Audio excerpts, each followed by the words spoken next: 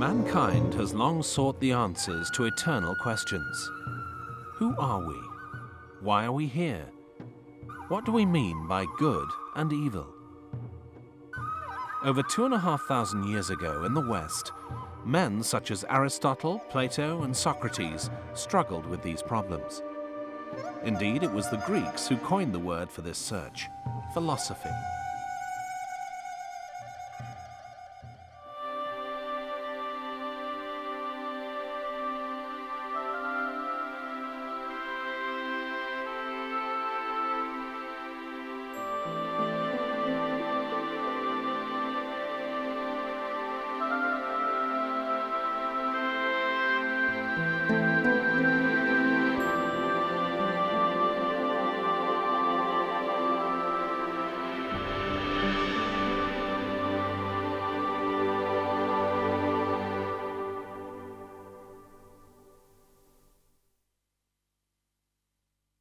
The search was not confined to the West.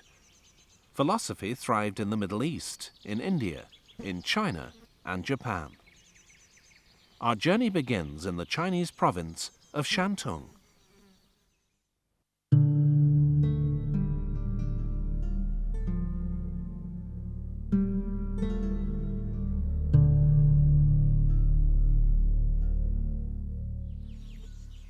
A man who reviews the old so as to find out the new is qualified to teach others.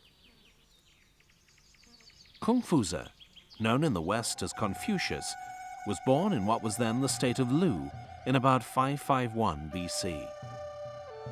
His family seemed to have been from the Chinese class known as Jinzi, which means son of a ruler. There is no proof, though, that he was of royal blood. According to records, his father was a warrior, but I guess it would be quite a low social rank in the state. And his father married his mother when she was 16 years old. But when Confucius was 3 years old, his father died. So this is why Confucius said, when he was young, his family was poor.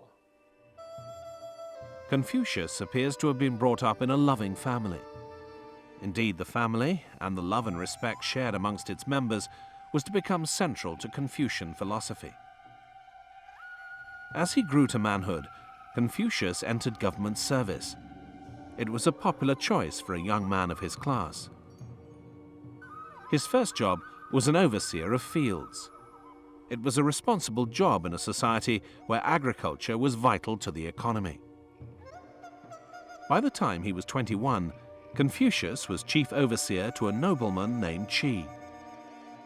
But just when his career was about to prosper, tragedy struck. The aunt who had raised him died. Confucius retired from public life to mourn her. Mourning was not for Confucius simply an expression of private grief that someone close to you had died. He regarded filial piety, what he called xiao, in other words, respect for your parents, as one of the very important pillars of the way in which society was set up.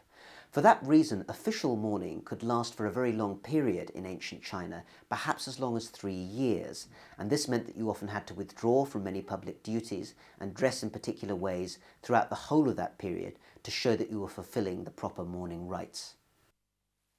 There was quite a few debates around these issues. Some of his disciples said that the 3 years were too long because this would be costly and not economic. So Confucius said, your parents, when you were born, your parents cherished you for 3 years. But when they died, you even not give 3 years mourning to them. So how this unhuman and you are. He criticized his student. Confucius used the period of mourning to ponder his future. He was too blunt and honest to be a politician or a high-grade civil servant. Confucius' answer was a stroke of genius. China had no schools. He would found one and become its first teacher. He set up this private school and who admitted the students not only from this noble background, but also from the commoners. And also he admitted students whether or not they were rich or poor. And he strongly propagated an idea that in education there should be no class. So that is a very valuable thing, and to China, to Chinese education. And also because this for poor people, and so he would lower down his fees to as low as but 3 dried meat. So anyone, if he is willing to study, and if he could present 3 pieces of dried meat, then he would become a student of his school. Pupils paid him according to their means. Those who lived too far from the school to travel lived in Confucius' home. His first pupils were young men of about his own age. They were civil servants like him. But what was he to teach? He wanted the education his pupils received to be both practical and moral. They would learn why and how their future actions and decisions would bring benefits to the people they served.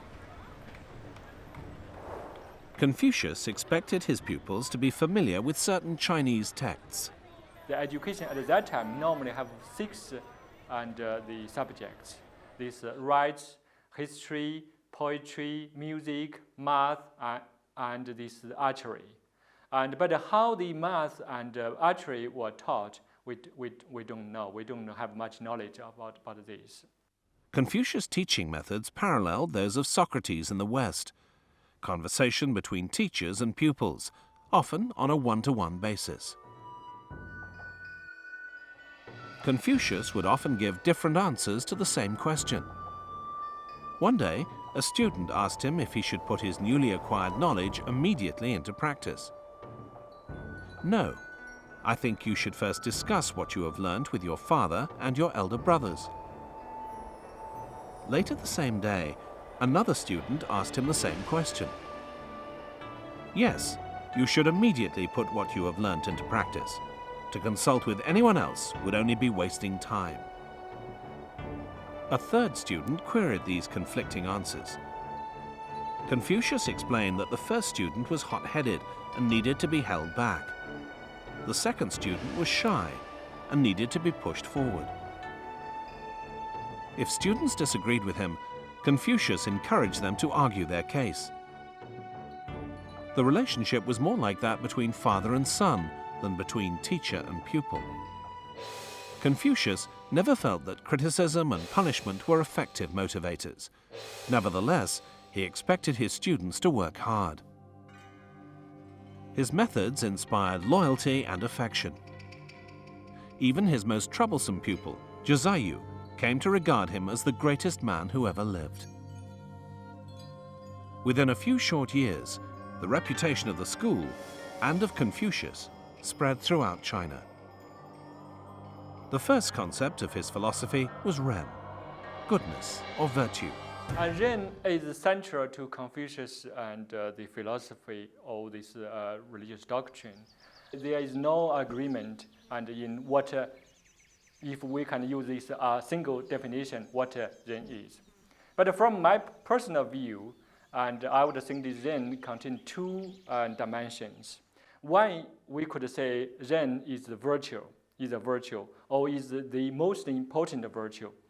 And in this case, probably we could translate Ren as the humanity and benevolence and kindness or goodness. So this and we take this. Confucius understands this Ren as a virtue is essential to being human. So if you want to be fully human, you must possess this virtue. Ren manifested itself in the way a person lived his life, being sympathetic to the sufferings of others. It is only a man of Ren who knows how to love people and how to hate people. How should a man cultivate Ren? To achieve Ren, one must begin by loving others. This is a philosophical precept common to all major religions. Confucius listed 5 virtues: respect, magnanimity, sincerity, diligence, and kindness. By these 5 virtues, he said, if a person who could practice these 5 virtues, then he would have no fault, and he would, and totally transform his own character.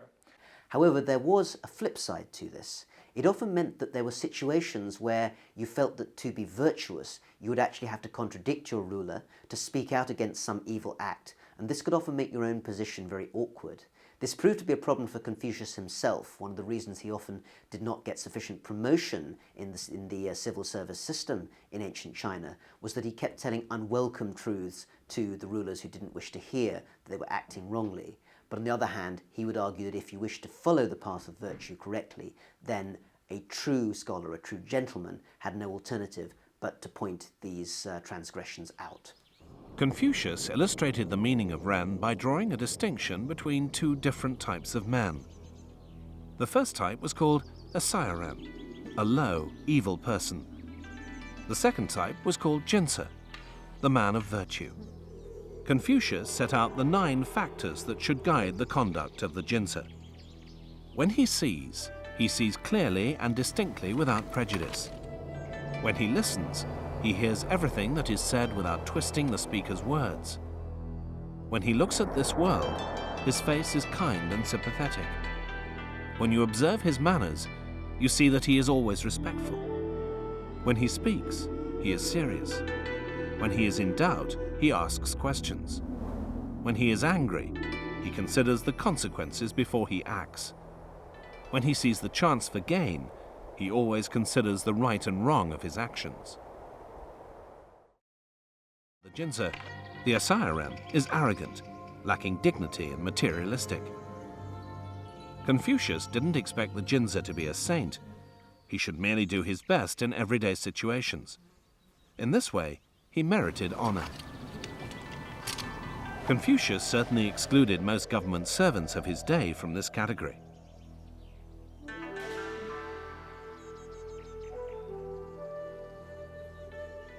For Confucius, education meant gathering knowledge, not only about the world, but also about oneself. When he looks into himself and his conduct, and he finds nothing to be ashamed of, what is there for him to be anxious about? Confucius' third concept was Tao, or the way. In Chinese, the word simply means path. For Confucius, it meant the way a person traveled through life. Were his actions selfish or for the benefit of all? To know Tao is not as good as to love it. To love it is not as good as to practice it. To practice it, though, is difficult. Life's tasks are never finished. To Confucius, this was not a problem. It was the work itself that was important, not its completion. He conceded that few managed to live the perfect life. There are sprouting crops which never come to ear. There are others which, having come to ear, never ripen into grain. The same is true with man as it is with corn. One of the problems is that each man's task is different. There is no Tao that is right for everyone. Each man's path will be determined by his interests and abilities. What is important is that each man pursue his own way with virtue and be honest to himself. A man must cultivate a sense of moderation. This will prevent him from acting rashly. Moderation certainly is one of very important virtues for Confucius. And on many occasions, Confucius demonstrated a very moderate attitude towards himself, because there's quite a few people compared him as to be a sun, the moon, or the sage, or the person of virtue, the man of virtue. And Confucius never disagreed this easily. And he always said, he's the man, and without this innate knowledge. But he studied very, very hard, and he took the ancient sages as his model, and he studied them. He pursued the way of them. So that is he became the teacher. Why he became a teacher? For the Confucius, why this moderation is so important? Because he believed moderation is one of the key qualities for a gentleman, for a 君子. And without this, a person would not be called a 君子 or gentleman. Over the years, Confucius School prospered. Lessons were often held in local parks. Many of its students went on to attain high-ranking posts within the government. During this time, the arts were blossoming in China. The aristocracy constructed vast and expensive palaces and gardens. The theatre too flourished. Actors, dancers, and musicians were all well paid and highly respected. Because war was an ever-present threat, young men were encouraged to practice archery. Competitions were held. They were team events, so if one member of the team performed badly, he could do so without losing face. This was, and still is, important to the Chinese. Confucius encouraged his students to participate in these competitions. He believed the body to be just as important as the mind. Banquets were also popular amongst the Chinese, and we know that Confucius and his students enjoyed feasting, drinking, and music. There was nothing ascetic about Confucius' philosophy. Following the Tao didn't mean a man had to renounce the pleasures of this life. And Confucius said, the enjoyment not just only come from this dance, singing, and music, but also come from your personal belief and personal virtues. If a virtuous person, even in a very, very difficult situation, and say without enough food to eat, without proper clothes to wear, even that is the situation, he would still feel happy and joyful. Confucius was undoubtedly proud of his students' success, but he often yearned to return to government service himself. Rulers often sought Confucius' advice, but were reluctant to employ him. His advice could be unpopular.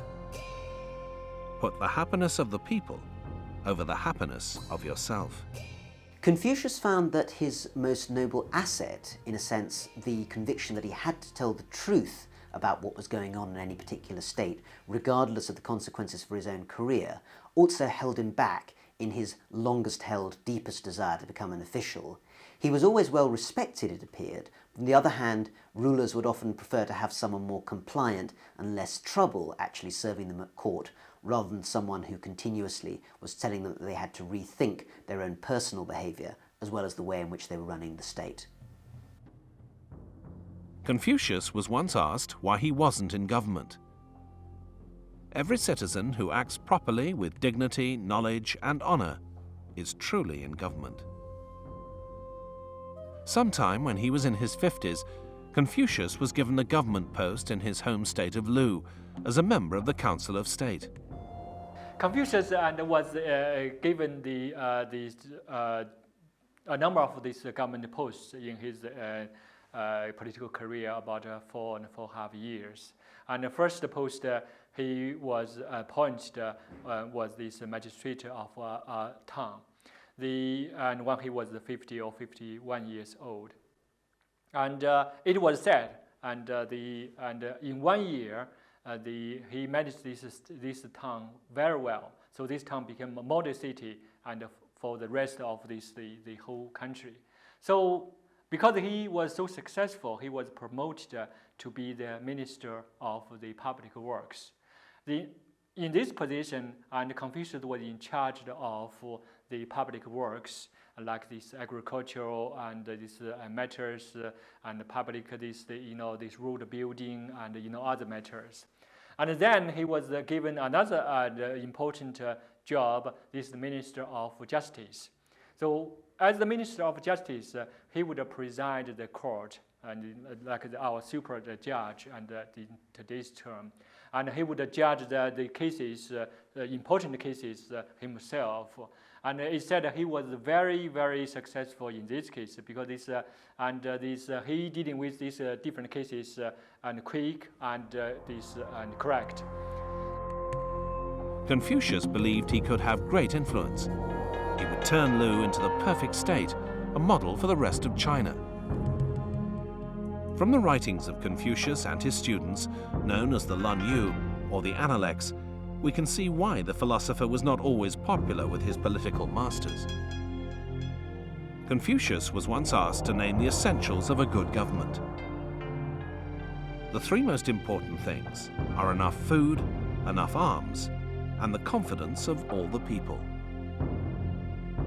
His master asked him which of the three he would give up if forced to do so: the arms, the bows and arrows, and war chariots. His master pressed him further. Which of the other two would he give up? The food. After all, for as long as we have known, death has come to every man. But a government without the confidence of the people is lost.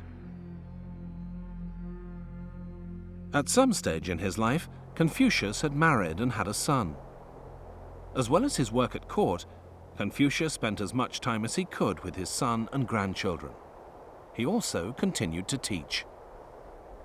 In government, the problems were the same as before.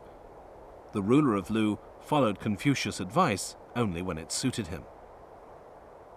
By now, Confucius was an old man. His mind must have been turning towards death.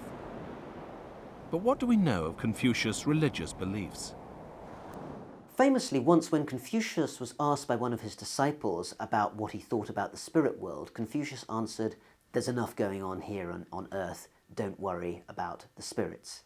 Some people, I think wrongly, have interpreted this as meaning that Confucius didn't believe in the spirit world, and this is why people have sometimes claimed that Confucianism is simply a philosophy without any religious underpinnings. What seems a more likely interpretation of Confucius' statement, though, is that he did believe, as was traditional in ancient China, in a very powerful spirit world. It's just that it was not the business of people on earth to try and poke too far into the world that they would find out more about after they had passed away and died. He believed, therefore, that there was a strong religious element, I think, in everyday human life, but that people shouldn't seek to delve too far into the mysteries of it. On another occasion, another student asked how to understand death and how to serve the spirits. Confucius replied, if you cannot understand life, how can you understand death? If you cannot serve humans, how can you serve spirits? So this is, I think, is quite a characteristic of Confucius thinking. So, and if the spiritual world and the human world, they are related, and all this interacted. So if you can't live your life properly now, you can't understand, can't this, do this and sacrifice to the spirits properly. Confucius continued to serve in the government and watched with pride as his ex-students put his philosophy into practice throughout China.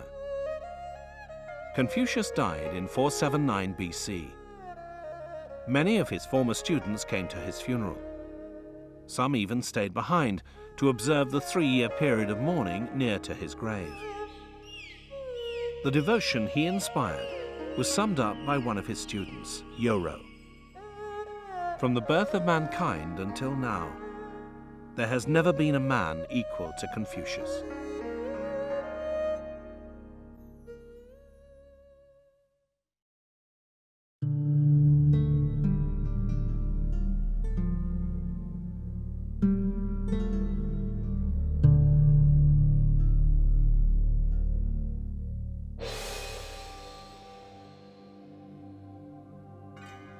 Mencius, known as Mencius, was born a century after Confucius' death.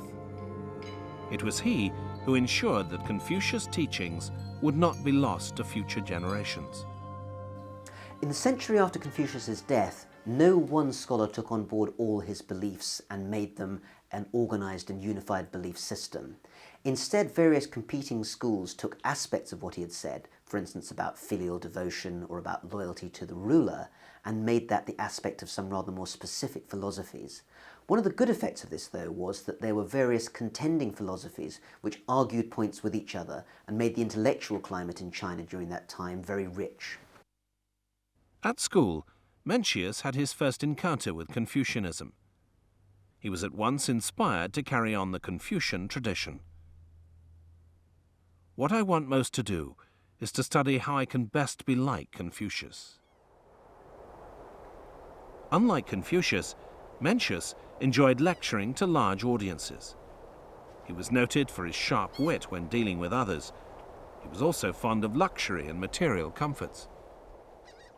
But both men shared a love of learning and valued honesty and directness.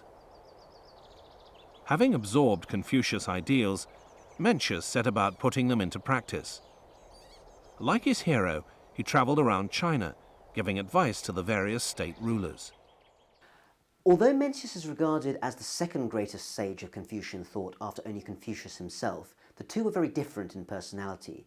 Confucius was always a bit downtrodden in his life. He never quite got to what he really aspired, which was to serve as an official at court. Mencius, by contrast, was a rather different sort of character. He was in some ways similar to a public intellectual today whose main job was actually travelling around with a very luxurious entourage and giving advice to rulers. You might call him a sort of philosophical consultant to various rulers in kingdoms around China. To that extent, he probably wouldn't have wanted an official post because it would have tied him down and possibly even reduced his lifestyle from what he was able to do in his travelling teacher role. On one occasion in the state of Lang, he gained an audience with King Hui. The king asked him what he had to say that would be of profit to him. "What makes your majesty think he must speak about profit?" "On the contrary, I have come to offer you some advice about virtue and humanity that has nothing to do with your idea of profit." Another time, a ruler asked him why the Jie and Zhou empires had fallen. "Because they lost the hearts of the people." Mencius was concerned that Confucius' teachings were being twisted. One area of disagreement was over the nature of man. Mencius and Confucius were in agreement. Deep at heart, all men are sympathetic to others. Mencius's driving philosophy led him to argue that because human beings were basically good, they could be regulated in such a way that they would not have to be heavily controlled by the state if the state carried out the right policies. There was at least one other philosopher, Xunzi, who followed in the Confucian tradition, but was in some ways far more pessimistic about human nature. He believed that unless the state was very strong, then human nature would make people more inclined to follow their own interests rather than the good of society as a whole. For that reason, sometimes Mencius has been characterized as the left-wing aspect of Confucian philosophy and Xunzi as the right-wing aspect. Also worth noting is another philosopher, Han Feizi, who is the founder of what's known as legalist thought. He went even further than Xunzi and rejected the ideas of Confucianism, arguing that the state itself was the most important thing, and to some extent, individual desires and individual rights really didn't matter as long as the state kept itself strong and able to resist outside attack.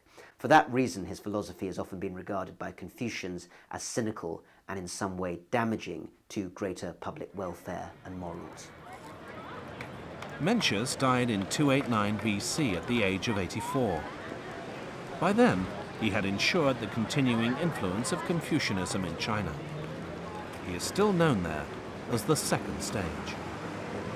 It's not an exaggeration to say that in the same way that perhaps Judeo-Christian thought, as well as the thought of ancient Greece, underlines the whole intellectual and cultural legacy of the West, similarly Confucius and also his followers such as Mencius have really shaped the 2,000 plus years of Chinese history since they lived.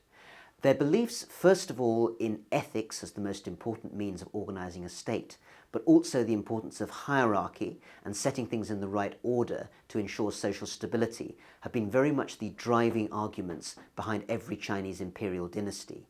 Even in the 20th century, when the imperial dynasty had fallen and the republic and then the communists took over, the new thinkers who came along, such as Chiang Kai-shek and Mao Zedong, even though they regarded themselves correctly as very much aspects of the modern side of China, were still very heavily shaped by the Confucian beliefs that they had taken on board at school when they were younger. And you can see this perhaps in the way in which they set themselves up as rulers in China when they eventually got to power.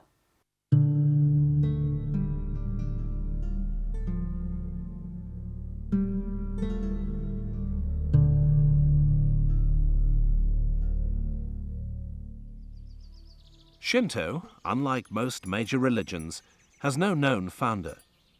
Its roots lie deep in Japanese history. Shinto is very much the religion of prehistoric Japan. It's based in ideas that come from the period before we have recorded history. So for instance, it's very much connected with nature worship and also the belief in the traditional souls of the ancient Japanese. In addition, it's very much connected with ideas of avoiding ritual pollution, and therefore washing in water becomes a very regular part of Shinto ceremonies from the most ancient times up to the present days. In effect, also one of the additional beliefs in it is the idea of shamanism. In other words, the idea that a particular holy person can take on board the spirit of a particular god or deity, and that spirit will speak through their mouths. And that shamanistic tradition has remained very much part of Shinto, again, into the present day. Shinto is the way of the gods. These deities, or kami, oversee the whole of human life. They are infinite in number and may include spirits and family ancestors, as well as gods and goddesses. As with most of the major religions of East Asia, Shinto regards the ancestors of its worshippers as a very important part of its belief system.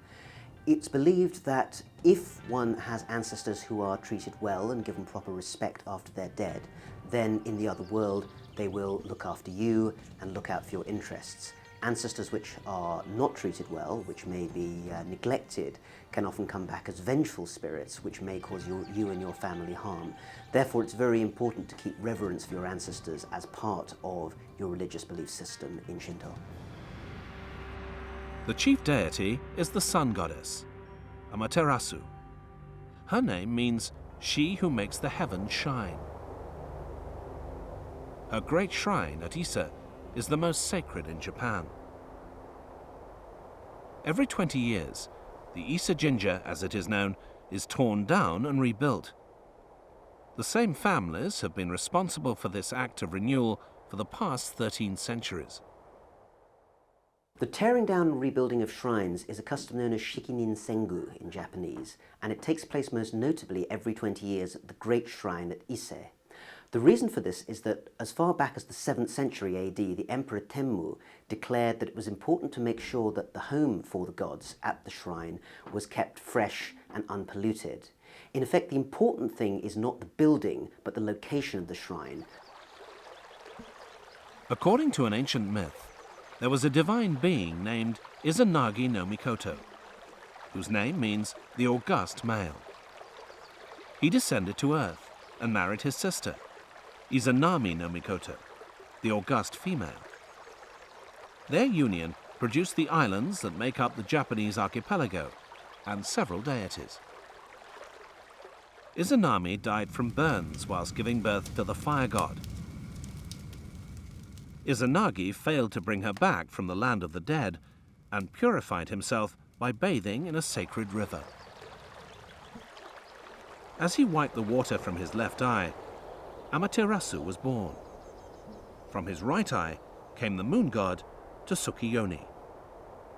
You could, broadly speaking, divide the deities or kami in Shinto into two categories, the deities of heaven and the deities of earth.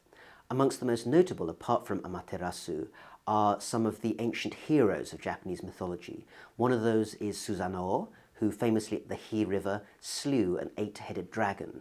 Also notable are other gods who deal with good qualities such as learning, education, and also the harvests, which of course were an important part of the agricultural economy of ancient Japan. Sometimes mortals may be elevated to the ranks of the kami. Generally, human beings who are turned into gods in Shinto are originally heroes or sometimes heroines who have carried out great deeds. As a result of this, there would often be some kind of memorial put up to them, which would, as time went on, slowly see them rising to divine status. On rare occasions, you would actually find that a living being was created a god during his lifetime, and that would in fact happen generally to the Japanese emperor. But in other cases, it's generally someone who is known either for great skill in warfare, for learning, or for other meritorious qualities which would allow them slowly to be changed into gods. One example is the god of learning, Tenjin, who was originally a scholar of the 9th century AD and now has, over the centuries, been transmuted into god form. Alongside the good deities are the demons. These oni are mostly invisible. Others are animal spirits that can possess humans. They live both on Earth and in a subterranean hell called Jigoku. In Shinto, there is no clear division between good and evil. All matter is thought to possess rough and gentle characteristics, so oni are rather ambivalent characters.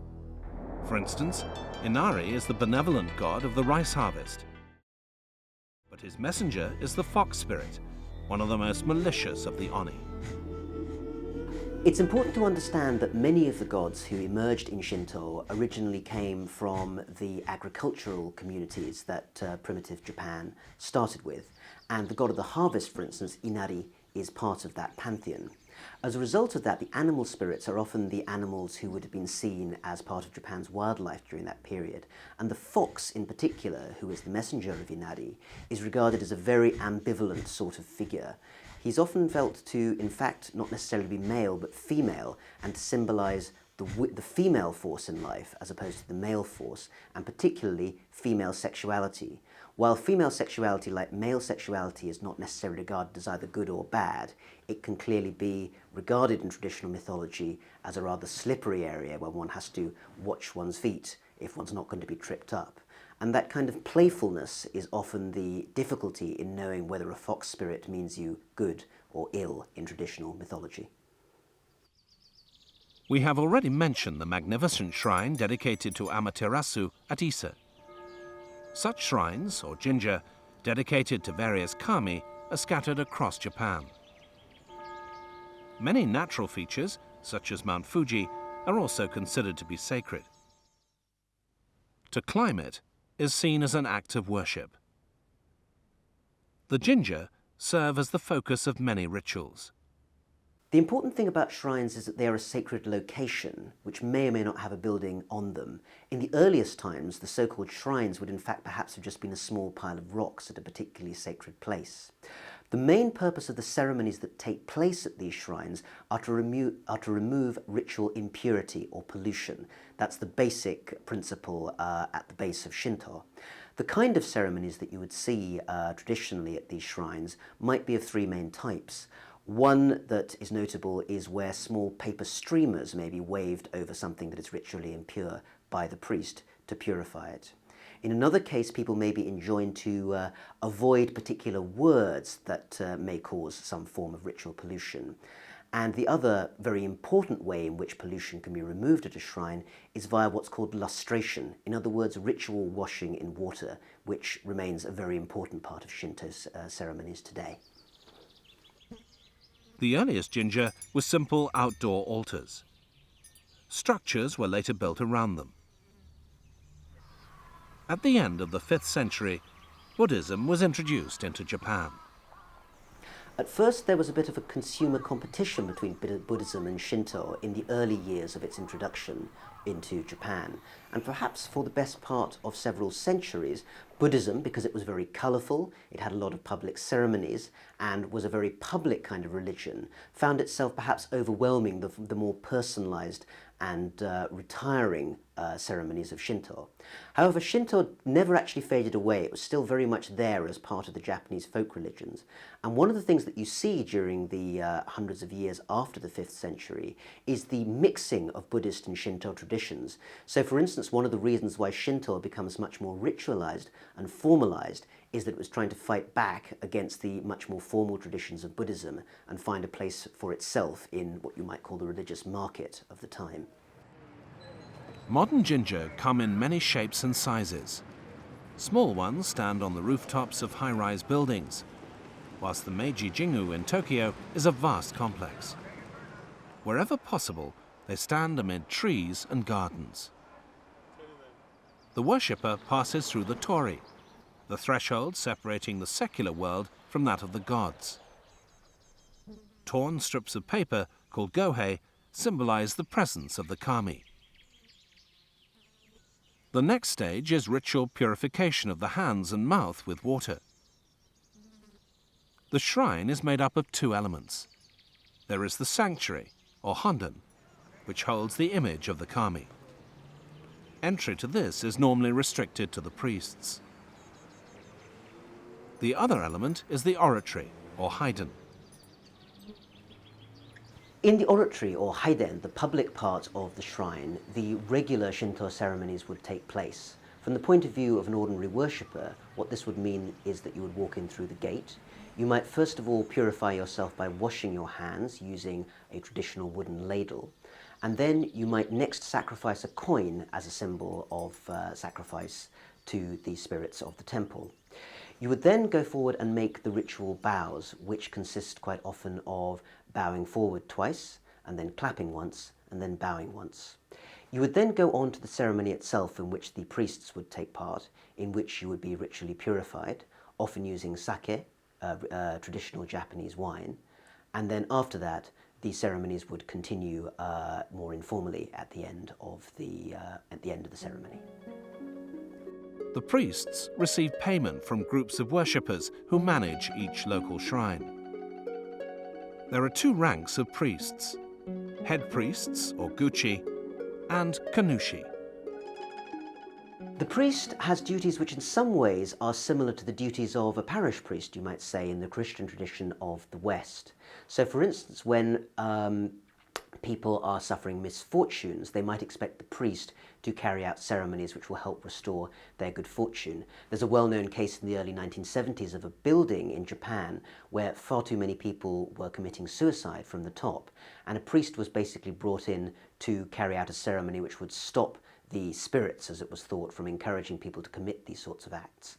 More generally, there are also particular ages in people's lives which Shinto considers to be ritually unlucky: the age of 33 for women and 42 for men.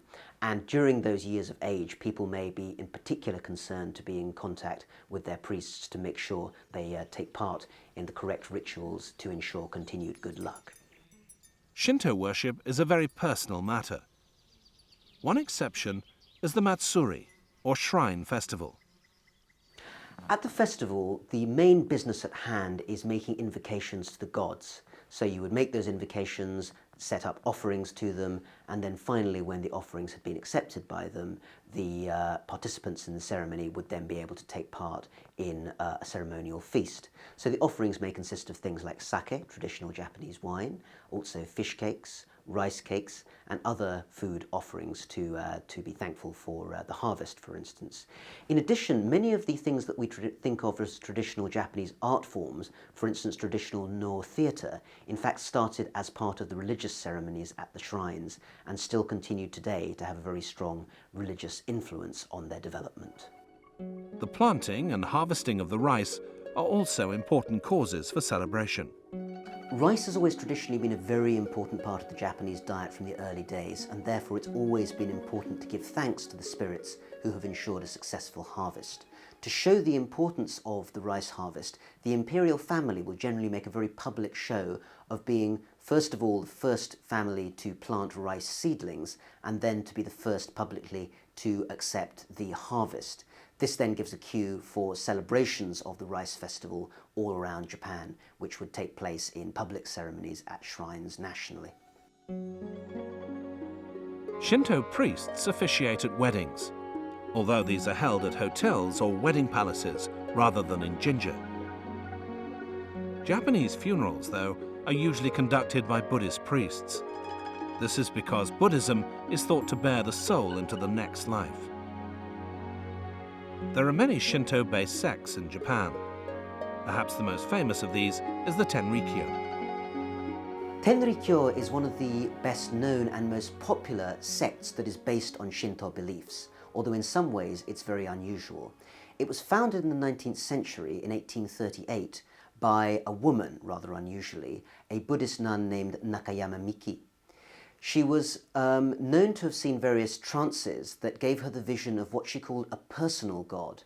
And this is one of the unusual things in Tenrikyo, that it's almost monotheistic, almost in the Western sense, which is unusual in the Shinto tradition.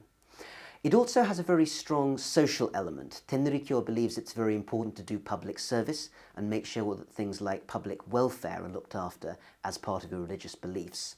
In addition, it's also very personal faith. It's not hard to pick up, and its teachings are easy to absorb. This explains the fact that today in Japan, perhaps some 2 million people are followers of Tenrikyo, and it's a very well-known religious and public institution in Japan. The Second World War had a profound effect on Shinto, which had been the state religion since 1871. In 1945, Emperor Hirohito formally renounced all claims to divinity, and the state no longer has any involvement in religious affairs. After 1945, when the Americans occupied Japan in the wake of the Second World War, one of the important changes they made was to democratize Japan by imposing a new constitution on it, and also making a public declaration that the emperor could no longer be considered to be a god. This in some way removed the divine status of the emperor in Japanese society, but Japan still remains a profoundly religious society in many ways. Unlike most Western societies, however, the traditional elements of Japanese religion, Buddhism, Shinto, and also in later years Christianity, still exist together very much in people's lives, and therefore on regular occasions around the year you will find that Shinto shrines are packed with worshippers still taking part in their religious ceremonies. The fact that the emperor is no longer regarded as a god has not been any kind of major bar in the continuing development of religious belief in Japan. Despite all this, Shinto continues to flourish and to coexist peacefully alongside Buddhism. Amid the affluence and bustle of modern Japan, people still turn for help to the kami.